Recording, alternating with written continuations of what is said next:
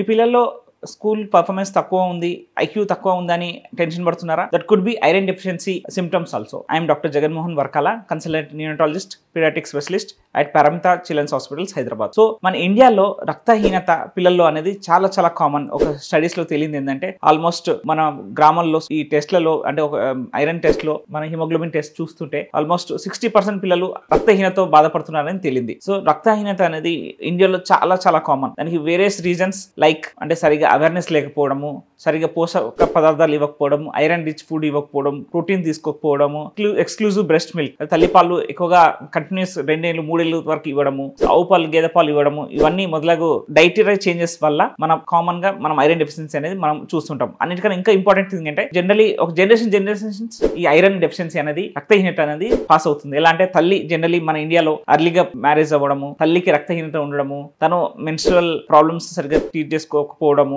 So blood తక్కువ ఉండి తల్లికి బ్లడ్ తక్కువ ఉండి తను కన్సీవ్ అయినప్పుడు ఇంకా బ్లడ్ లాస్ అయ్యి సో పోస్ట్ పార్ట్ ప్రెగ్నెన్సీ టైంలో ఐరన్ టాబ్లెట్స్ వేసుకోకపోవడం, తర్వాత పోస్ట్ పార్టం హెమరేజ్ అయ్యి తల్లికి రక్తహీనత ఉండి దాంతో బిడ్డ కూడా అలా స్ప్రెడ్ అవుతుంటుంది. సో తల్లి పాలు exclusive breast milk first 6 months వరకు బ్రెస్ట్ మిల్క్ ఇచ్చేసి దాని తర్వాత స్లోగా వాళ్ళు సాలిడ్స్ ఇంట్రొడ్యూస్ చేసి అందులో ఐరన్ రిచ్ ఫుడ్స్ లైక్ ఆకుకూరలు, సో బ్రకోలీ అలాంటివి పోషక ప్రోటీన్ లైక్ బాయిల్డ్ ఎగ్ కానీ పనీర్ కానీ అలాంటివి ఇవ్వకుండా ఎక్కువ ఎక్స్క్లూజివ్ మిల్క్ ఇస్తూ సాలిడ్ ఫుడ్స్ తక్కువ ఇవ్వడం వల్ల కూడా ఐరన్ డెఫిషియన్సీ రక్తహీనత అనేది చూస్తుంటాం. సో రక్తహీనత అనేది ప్రివెంట్ చేసుకుంటుంటే సో ఒక స్టడీలో ఏం తెలియదంటే మెంటల్ ఐక్యూ తక్కువ ఉన్న పిల్లల్లో 71% మంది పిల్లలు ఐరన్ డెఫిషియన్సీ ఉందని తెలియంది. సో ఐరన్ డెఫిషియన్సీ మనం ఈ విధాలుగా అంటే తల్లికి సరిగ్గా పోషక పదార్థాలు ఇవ్వడము, ప్రెగ్నెన్సీ టైంలో ఐరన్ రిచ్ ఫుడ్ ఇవ్వడము, plus iron tablets doctors prescription regular గా వాడడము, దాంతోపాటు పర్టికులర్లీ బేబీస్ కూడా first exclusive 6 months mother milk ఇచ్చి దాని తర్వాత సాలిడ్ స్టార్ట్ చేసినప్పుడు ఐరన్ రిచ్ ఫుడ్స్ లైక్ ఆకుకూరలు, గ్రీన్ లీఫీ వెజిటేబుల్స్ ఇవ్వడము. సో 1 year తర్వాత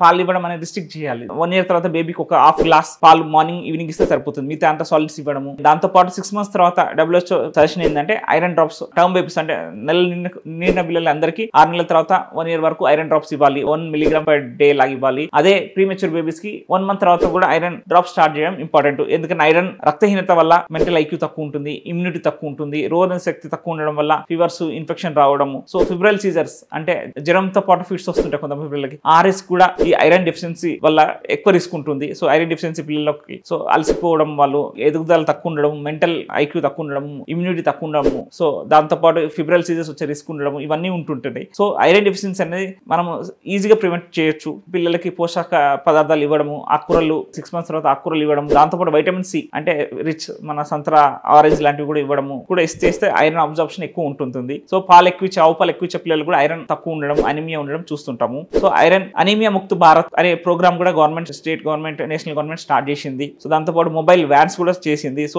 అవేర్నెస్ ఉండడం చాలా ఇంపార్టెంట్. సో రక్తం పెంచుకోవడం, ఐరన్ ఈవెన్ నులుపురుగులు ఉంటాయి, అవి కూడా నులుపురుగులు ట్రీట్మెంట్ సరిగ్గా చేయకపోతే పిల్లలకు మన ఇంట్లో కామన్ నులుపురుగులు అనేది కూడా కామన్, అవి కూడా ఐరన్ అబ్జార్ప్షన్ సరిగ్గా ఐరన్ అబ్జార్ప్షన్ ని అవి హిండర్ చేసి సో ఆ నులుపురుగులు ఉన్న పిల్లలకు కూడా ఐరన్ డెఫిషియన్సీ చూస్తుంటాం. సో ఇవన్నీ మనము జాగ్రత్తలు తీసుకుంటే పిల్లలకి మన అనీమియా ముక్త్ భారత్ లా మనం మన భారత్ ని చూడొచ్చు. దాంతో healthy, mentally, physically healthy children ని మనం నెక్స్ట్ జనరేషన్ కి, ఫ్యూచర్ జనరేషన్ కి ఇచ్చిన వాళ్ళం అవుతాం. Thank you.